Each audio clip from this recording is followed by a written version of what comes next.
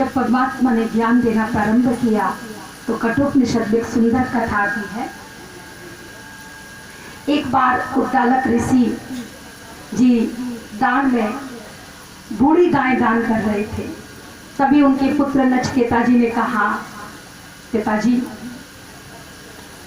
लोग बहुत कुछ अच्छा अच्छा दान करते हैं और आप दान कर रहे हो तो क्या बूढ़ी गाय दूध दे नहीं सकती है, किसी का पेट नहीं भर सकती है, आप इससे अच्छा तो मुझे दान कर दो।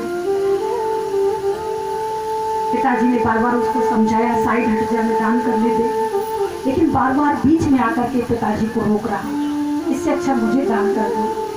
और कहते हैं पिता को गुस्सा आया और उसने महाकाल को सौंप दिया। पहुंच गया ऊपर, यमराज 3 दिन नहीं थे वहां। जब किसी दिन आए तो उनकी पत्नी ने कहा, एक बालक द्वार पर बैठा है, आपका इंतजार कर रहा है। मृत्यु नहीं थी लेकिन 3 दिन पहले ही आ गया है, आप देर में आए उसके पास। धर्मराज जी कहते हैं खुश हुए, उन्होंने 3 वरदान मांगने को नचिकेता से कहा। नचिकेता मैं बहुत खुश हूं तुमसे, तुम 3 वरदान मांगो मुझसे। तो नचिकेता ने पहले वरदान में कहा, मेरे पिताजी ने मुझे गुस्से में मुझे दान कर दिया है, इसी में चाहता हूँ मेरे पिताजी का मोह खत्म हो जाए जो मुझसे है। दूसरे वरदान में नचिकेता ने स्वर्ग के ऐश्वर्य मांगे, जिससे स्वर्ग की प्राप्ति की जो साधन की विधि है वो मांग लिया। और तीसरे वरदान में उसने कहा, मैं आत्मा के ज्ञान को पाना चाहता हूँ, आत्मा के ज्ञान को पाना चाहता हूँ।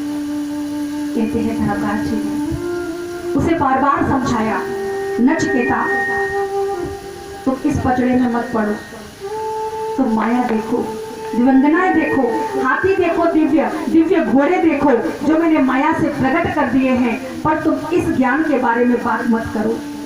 जब तक जीवित रहोगे इन भोगों को भोगोगे, ऐश्वर्य ले लो।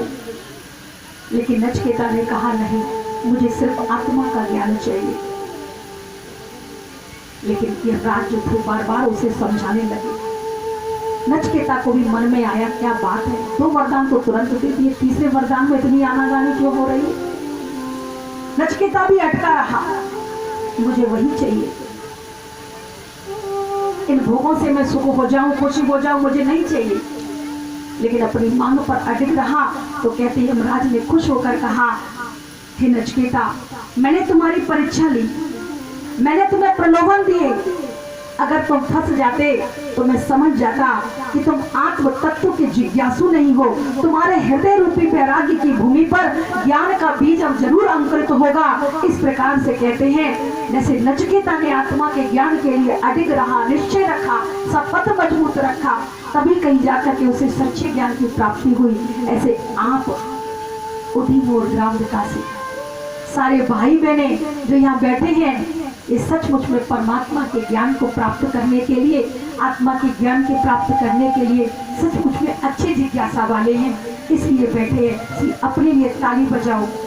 और भगवान जो सत्य ज्ञान देते हैं, सबसे पहले स्वाभिमान अभिमान छोड़ करके स्वमान का ज्ञान देते हैं, और यहाँ आत्मा का ज्ञान देना भगवान प्रारंभ करते हैं।